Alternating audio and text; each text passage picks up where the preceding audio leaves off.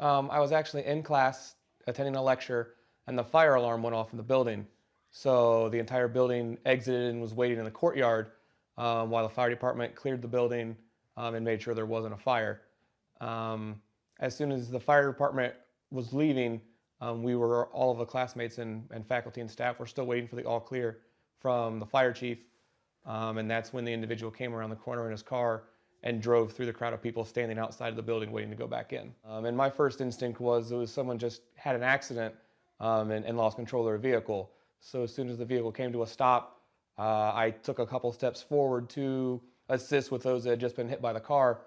And that's when the individual exited the vehicle and started, he swung his knife at a person just to my right, and then he turned and went to swing the knife at me, and I reached up with my left hand and I grabbed the blade so that it couldn't hit me, and that gave me enough time to duck under his arm and make my way back into the building to get away from him.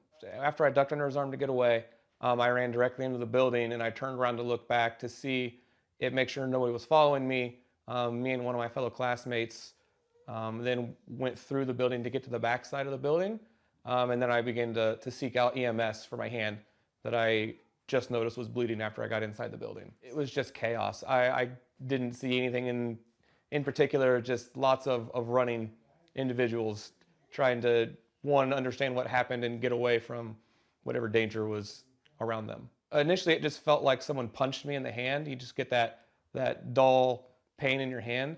And then I looked down and I saw my entire hand was full of blood, and it was dripping blood down on my shoes and on the ground around me. You can't let it change your daily life.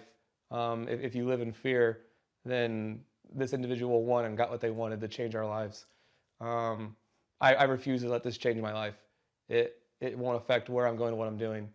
And that's what I would hope that everyone else around the country, and especially the other 11 involved, would take that the same way. I mean, I know it can be very hard, but me personally, I'm not going to let it change who I am. I like who I am, and I don't want this to affect my outlook on anyone else that I may come in contact with. I'm blessed.